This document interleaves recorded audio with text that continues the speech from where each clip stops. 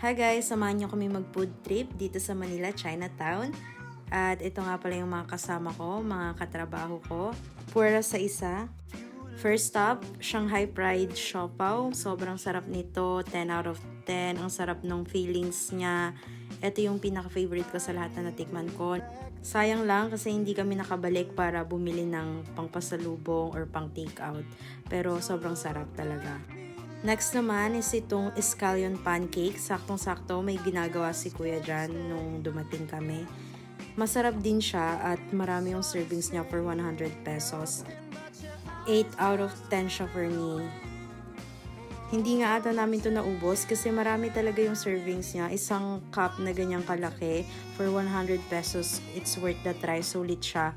Kahit anim kami hindi talaga namin naubos pero masarap siya and try nyo rin kapag nakita nyo to.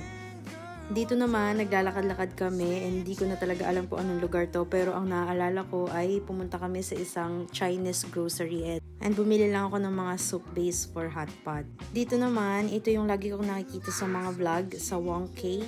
So, may binili kami dyang xiaolong pao. And then, ayan yung pinaka nilook forward ko talagang bilhin, yung sugar cane na juice nila. Masarap, matamis. 10 out of 10 din to sa akin. Tinry din namin pala tong tofu na may unique na sauce. Masarap din siya. 7 out of 10 siya sa akin. And habang naghihintay, nagpicture lang kami dyan. Pumila talaga kami para dyan.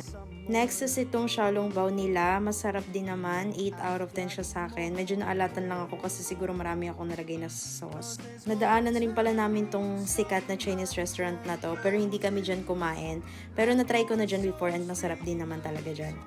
Ito namang dumplings na to, nasarapan din ako dito, lalo na with the soy sauce, tas mainit-init pa. 8 out of 10 to sa akin. At this point, wala na akong masabi kasi medyo mahaba yung clip dito sa part na to. Gusto ko lang mag-thank you sa mga nakasama ko, kay Albea, Ate Marbs, kay Ate Shan, kay Jude, and lalo na kay Kuya Pat kasi siya talaga yung nagsilbi naming tour guide. Siya talaga yung punong abala sa araw na to. Dinala niya kami sa mga kainan na yan and kung wala siya, talagang maganda ligaw-ligaw kami dito. Hindi namin alam kung saan kami pupunta. So, sobrang thank you talaga kay Kuya Pat. And alam niya rin yung mga masasarap na pagkain talaga. Next is pumunta kami dito sa isang Taiwanese restaurant para bumili ng oyster pancake ata yung tawag dito. Ayan siya, ganyan yung itsura niya. Sobrang sarap din na to with the sauce. Ito, 10 out of 10 to sa akin. Dito naman, napunta kami sa Lucky Chinatown kasi originally, meron dapat kaming kakainan na isang restaurant na hindi daw sikat pero masarap yung pagkain, sabi ni Kuya Pat. Kaya lang, hindi namin siya mahanap. Tinry talaga namin siyang hanapin. Si Kuya Pat talaga tinry balikan pero hindi na talaga namin nahanap. So, baka nagsarado na siya. So, we ended up eating here na lang sa isang restaurant sa loob ng Lucky Chinatown. And hindi rin naman kami na-disappoint kasi masarap din naman yung food nila dito.